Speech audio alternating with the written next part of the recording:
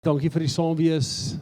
Is altyd lekker om geleentheid hier te kan kry om woord te kan bedien en ek sê altyd in ons konteks sentraal is huis. Dis huis, dis familie, dis naby, dis wat ons leer ken het, dis bediening. Jegrinai, kom ek 'n lang pad saam met julle. Dankie wat julle nog steeds bly en dat julle deel is van ons geloofsfamilie. Maar dis altyd 'n voorreg. En dit is vir my ook 'n mooi seisoen om te sien wat die Here besig is om te doen met ons gemeente.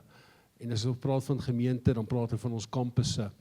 En ons is besig om invloed te hê in ons gemeenskap en dit is wat ons graag wil hê. Ons is 'n plek van hoop. 'n plek van hoop waar mense hoop kan kry. Ons leef in gebrokenheid, ons leef in stikkenheid, ons leef in seer, ons leef saam met mense wat die mat onder hulle voete uitgeruk is en die kerk het 'n belangrike rol om te vervul. Die kerk dink ek is dalk die enigste plek om mense te kan bystaan en te kan help. En dankie dat julle ook saam in die droom en in die visie inkoop. Ek wil graag, ons is besig met 'n reeks by Noordkampus en ons praat oor die bergpredikasie. En ons praat oor Matteus 5 en jy kan dit ook lees in Lukas, is Jesus aan die woord en hy is besig om te preek. Nou, ek sê altyd in die konteks is dit Jesus se intreepreek. En wanneer 'n predikant 'n intreepreek het, dan is dit gewoonlik 'n belangrike preek, want jy hoor baie keer die hart, die gedagtes, waantoe hierdie persoon 'n gemeente wil lei. So 'n intreepreek is belangrik, en Jesus maak die tyd, hy skep die spasie, hy skep die ruimte, om met 'n groot gehoor, en ook met sy disippels te praat, en dit met hulle te deel wat vir hom belangrik is. En ons kan vandag vir mekaar sê dat die bergpredikasie is dalk ons as gelowige mense se gedragskode. Dis die gedragskode wat ons volg om in Jesus se voetspore te wees. Dis die gedragskode wat ons volg om anders te wees, al is dit baie keer paradoksaal, want van die goed maak nie eintlik lekker sin nie. Maar om deur die bergpredikasie te gaan, sien jy dat die Here is besig om sy hart te openbaar, en al wat hy vra is, vertrou my. Vertrou my, al maak dit nie altyd sin nie, vertrou my op jou lewenspad, en jy sal daar die vrede, jy sal daar die vreugde, jy sal daar die blydskap, jy sal daar die teenwoordigheid van my in jou lewe ervaar. En ons is vandag by die 8ste versie wat die volgende sê, Matteus 5 vanaf vers 8 wat sê, gelukkig is die wat suiwer van hart is, want hulle sal God sien. Salig is die wat rein van hart is, klink miskien beter bekend aan jou, want hulle sal God sien. Gelukkig is die wat suiwer van hart is. As jy praat van 'n suiwer hart, dan praat jy van 'n opregte hart, jy praat van 'n eerlike hart. Dit is 'n suiwer hart, dit is 'n rein hart. En die Here wil graag hê, en hy het graag die begeerte in jou en in my lewe, dat ons eerlik en opreg moet leef. Die Here soek eerlikheid. Daar in Efesiërs, kom dit nou by my gedagtes op, sê hy ook, praat die waarheid onder mekaar, moenie vir mekaar lieg nie.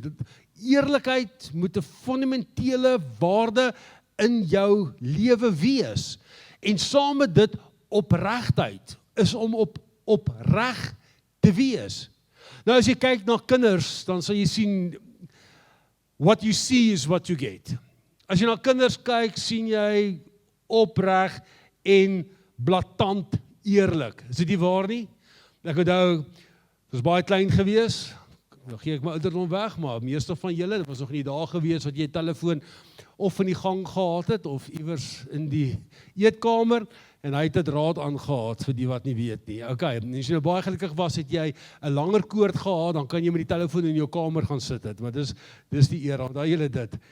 Nou daardie telefoon was op een sentrale plek gewees, jy het nie 'n selfoon gehad, waar jy net sommer gou jou oproep kan vat en kan wegloop nie, en so lei die foon die een middag, en toe die foon lei, is ek altyd eerste by die foon, en ek hierdie foon, en ek sê, hallo Marius, wie praat?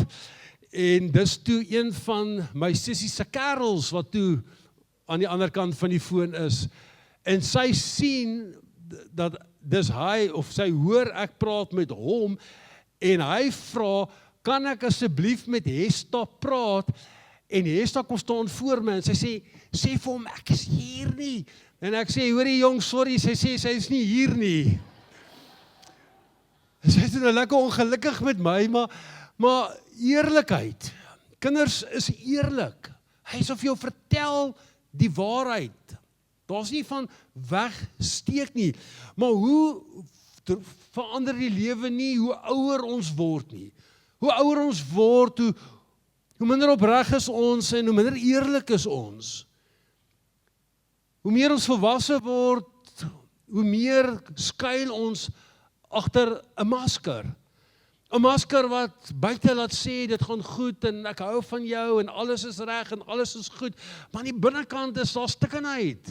In die binnekant is daar 'n gebroke hart, is daar seer. Jy sien, ons is goed met die maskers opsit. Ek dink Jesus kyk na die fariseërs, en hy sê vir hulle, julle is 'n klomp wit gepluister te grafte. Julle lyk van buite af mooi, en alles is reg en goed en mooi, maar binnekant, hier in julle harte, is julle vrot. En so kyk ons na die woordjie wat met verskynde heiligheid vertaal word, en ons sien daai woordjie is dieselfde woordjie wat gebruik word vir akteur. Wanneer jy 'n masker opsit, of kom ons gebruik die harde woord, wanneer jy skynheilig is jy besig in 'n rolspel. Is jy besig om 'n akteur te wees? Is jy besig om 'n rol te speel wie jy nie eintlik is nie? Is jy besig om voor te gee wie jy nie is nie? En mense leef met daardie maskers, en hulle raak baie keer vervreemd van die werklikheid. En so sit ons vandag ook dalk hier, en ons lyk ook baie mooi, en ons hare is gekam, en ons tande is geborsel, en ons sit hier, en ons lyk mooi, en ons lyk pragtig, maar binnekant gaan dit nie goed nie. Jy sien, ek glo dat kerk opreg en eerlik moet wees. Ek dink dit is die vertrekpunt. Maar hoekom is die hart belangrik? Nou, in die antieke tyd, mense geglo, dis die middelpunt van alles. Dis die middelpunt van jou bestaan. Dis die middelpunt van wie jy is. Al jou emosies en jou menswees, en dit geglo jou gedagtes, en alles wat kom uit die hart uit. En dis hoekom ons praat van sjoe, maar sy hart is seer, of as hy of as hy geheim het, sal ons sê, dis 'n hartsgeheim wat hierdie persoon het. Of jy sal praat van, ek is lief met my hele hart, ek lief jou met my hele hart. Jy sien, en daarom is jou hart verteenwoordig dit jou middelpunt, jou bestaan. En daarom sê Salomo, wees veral versigtig wat in jou hart omgaan. Hy sê, want dit bepaal jou hele lewe. Ek wil dit weer vir jou lees. Wees veral versigtig met wat in jou hart omgaan. Want dit bepaal jou lewe. Het ek dit reg gesê?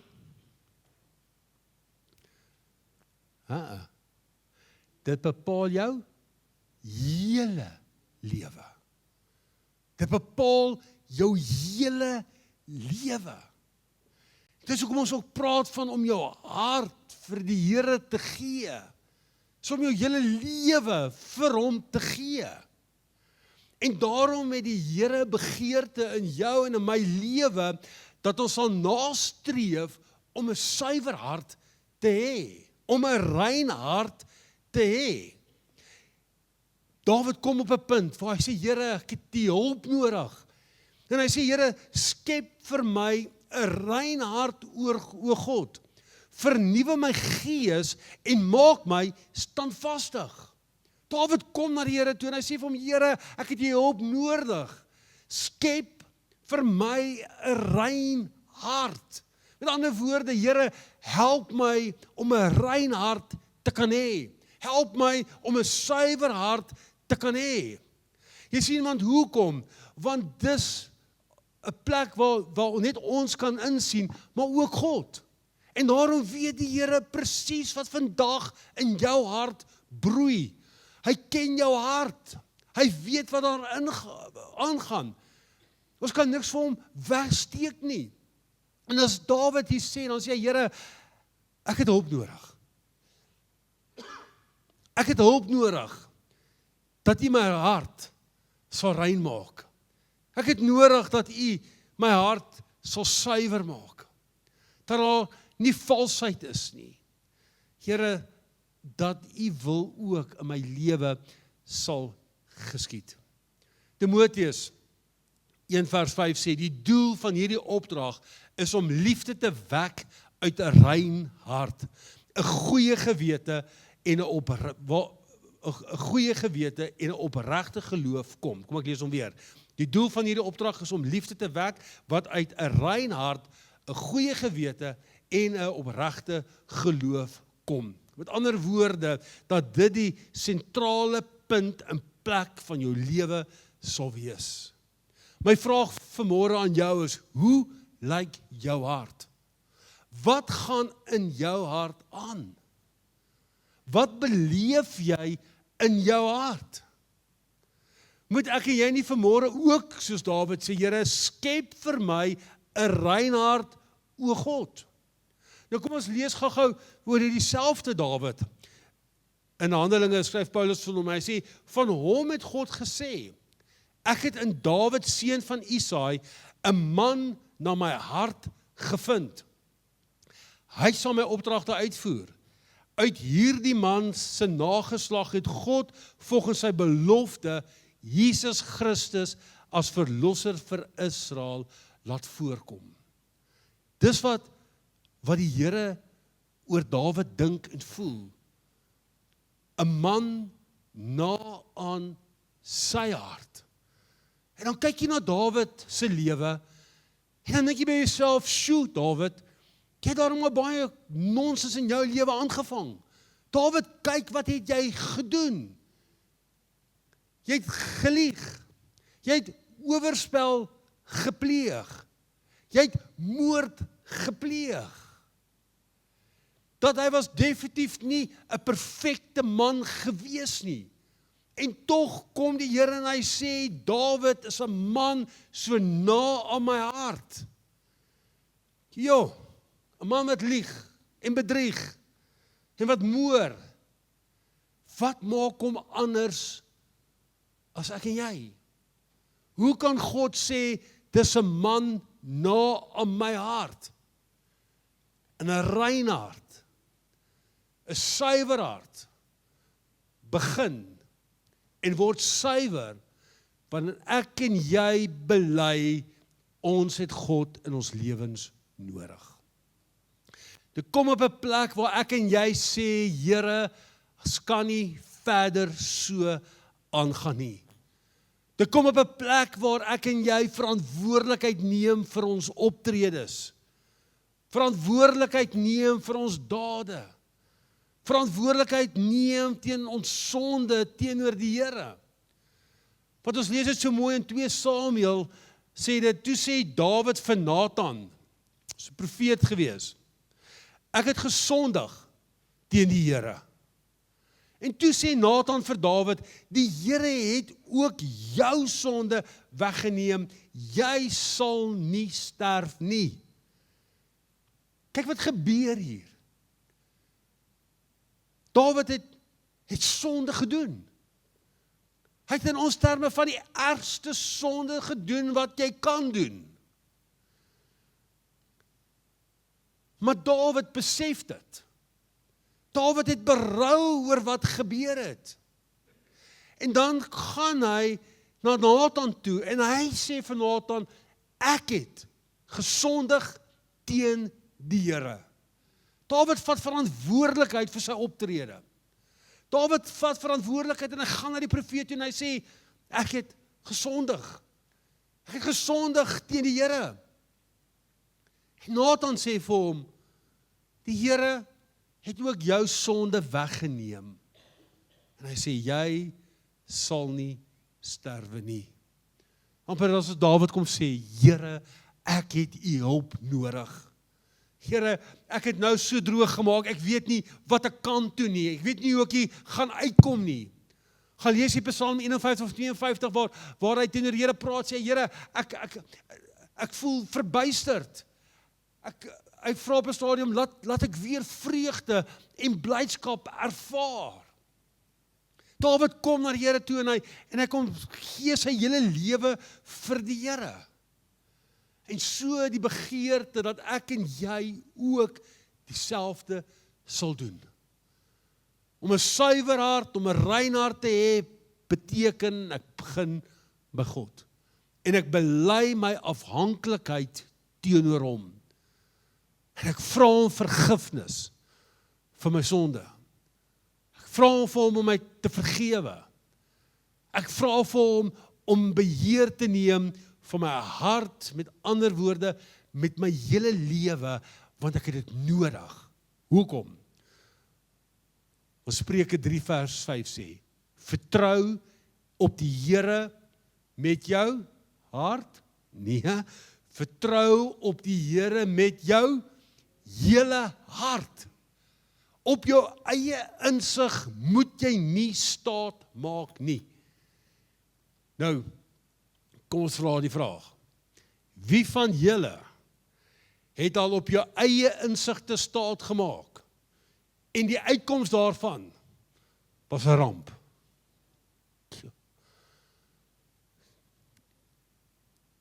As ek sê ek, kan ek maar sê ons het al swak keuses gemaak.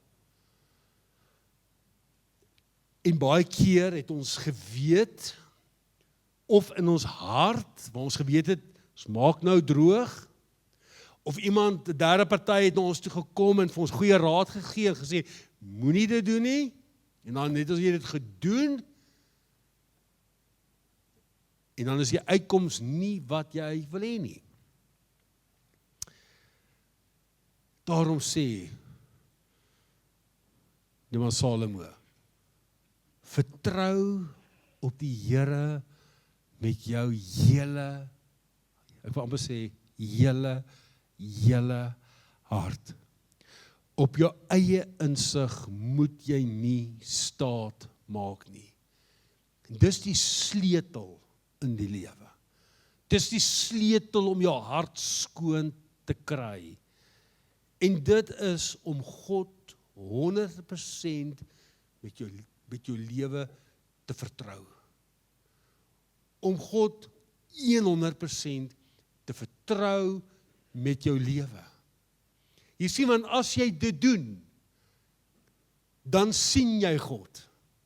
As jy dit sien, as jy dit doen, begin jy God ervaar. Wanneer jy dit doen, beleef jy God se teenwoordigheid. Beleef jy hom op 'n ander vlak en op 'n ander dimensie. Jy beleef sy heerlikheid. Hier's waar dit inkom. Job sê vir ons die volgende. Tot nou toe het ek net gehoor wat mense van u sê, maar nou het ek u self gesien. Hoeveel mense kan dit sê? hierdie spreek van 'n man wat baie van God gehoor het. Miskien baie gehoor het van die wonderwerke wat hy gedoen het. Miskien die mooi getuienisse wat hy elke Sondag of deur die week hoor, waarvan ander mense getuig. Maar dit was daar. En hier kom Job en hy sê, ek het so baie gehoor wat mense van jy sê. Hy sê, maar nou het ek jouself gesien. Maar nou het ek jy beleef. Maar nou het ek die wonderwerke beleef. Maar nou het ek die teenwoordigheid en die vrede beleef. Ek wil vandag vir jou sê, ek dink dit is wat die verskil maak. Die verskil in ons geloof is, ons dien nie 'n God wat dood is nie. Ons dien nie 'n profeet wat dood is nie.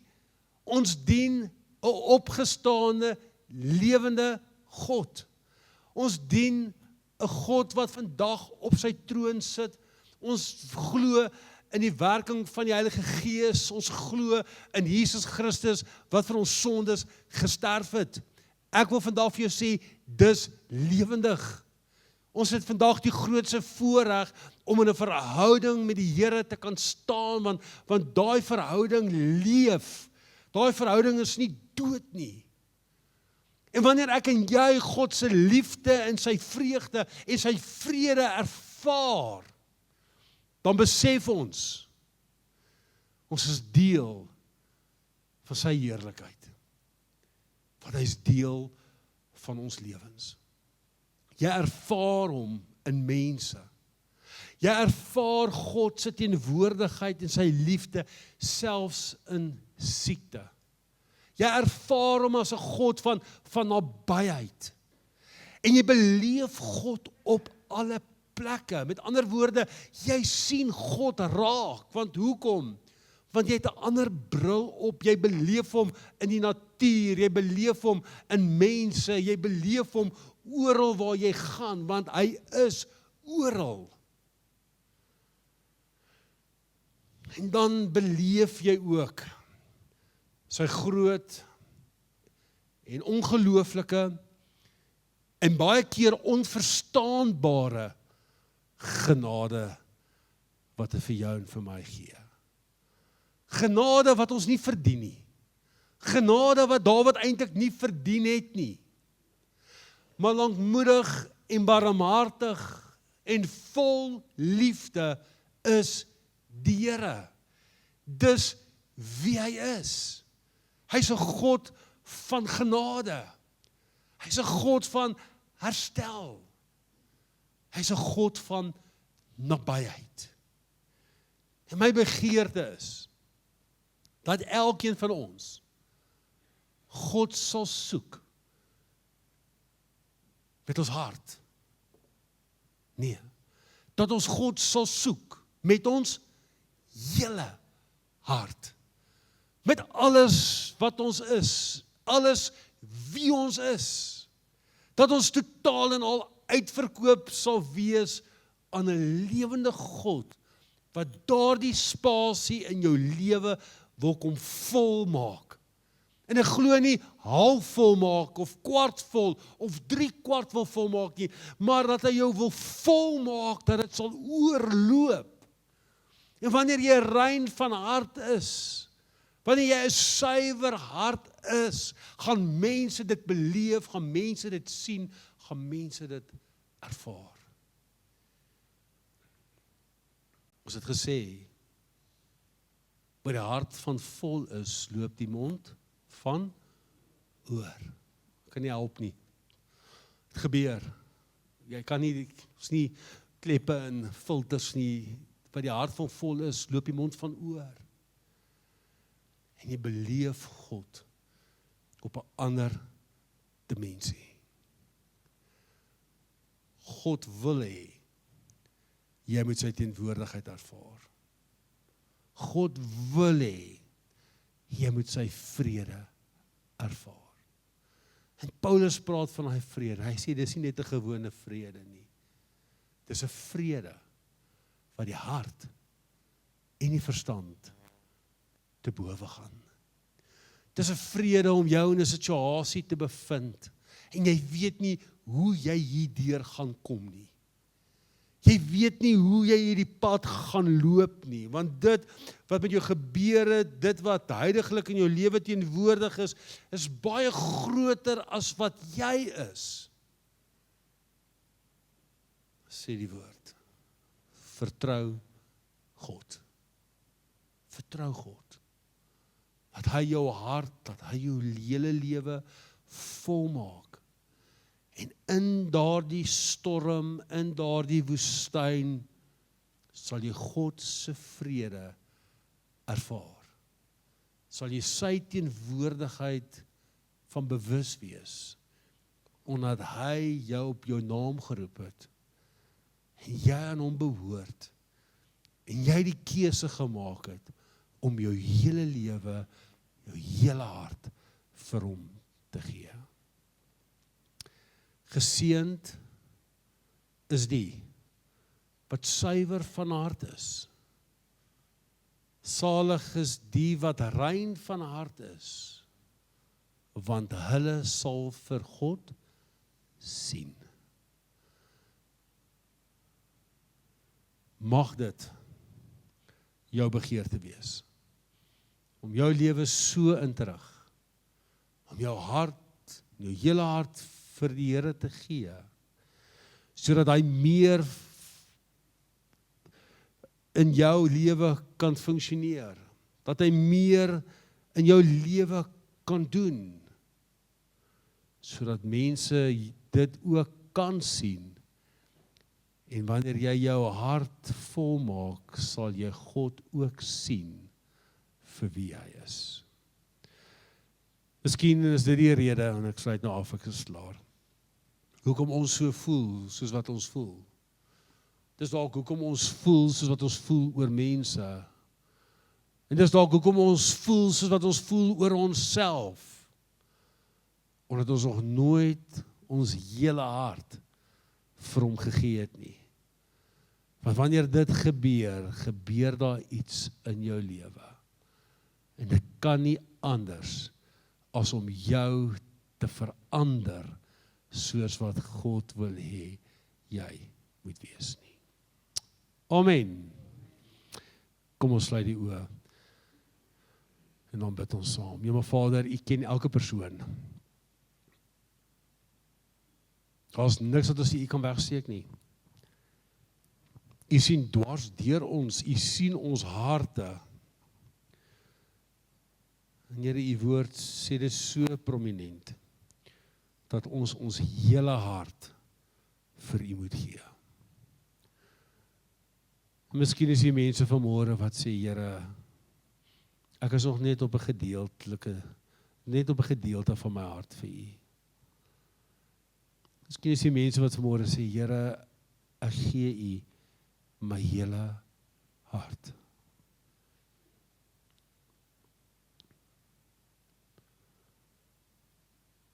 Want dit is ons begeerte om U te sien. Dit is ons begeerte om U in ons lewens te ervaar. Dat ons bewus kan word van U liefde en die teenwoordigheid. En die wete dat U met ons is en dat U by ons is. Dankie vir dit wat U vir ons kom doen het. Dankie dat U vir ons kom doen het in die persoon van Jesus Christus, wat sy lewe vir ons kom aflê het. Ons wil U eer daarvoor. U Heilige Gees wat in ons lewens teenwoordig is, mag ons bewus wees van sy stem, mag ons bewus wees hoe U hart ook klop. Want as ons U hartklop in ons lewens hoor, dan gaan ons hart op die regte plek wees. Ons gaan dieselfde oor sekere goed voel, soos wat U daaroor voel. Omdat ons harte ingestem is met U sin. Ons eer U daarvoor in Jesus Christus se wonderlike naam. Amen. Is daar 'n lied wat ons sê? Is ons klaar? Ek gevra dat jy staan. En as jy langs jou vrou of jou man staan, dan wil ek vra, vat sy of haar hand, vat jou kind se hand en ontvang die seën. Vat jou vriendin se hand en ontvang die seën van die Here. Here, my gebed is dat U elke persoon sal seën. Waar ons in 'n nuwe week ingaan, in die onbekende in, dat U ons sal lei, maar dat U ons ook sal laat fokus op dit wat vir U belangrik is. Dat ons harte sal suiwer. En wanneer ons harte gesuiwer het, Here, dat ons U sal sien. My gebed is, Here, dat elkeen U goedheid en U guns en U seën en U beskerming op 'n besonderse manier sal ervaar. En mag hulle ook die teenwoordigheid ervaar en daardie vrede wat die hart en die verstand te bowe gaan. Ons eer U daarvoor in Jesus naam. Amen.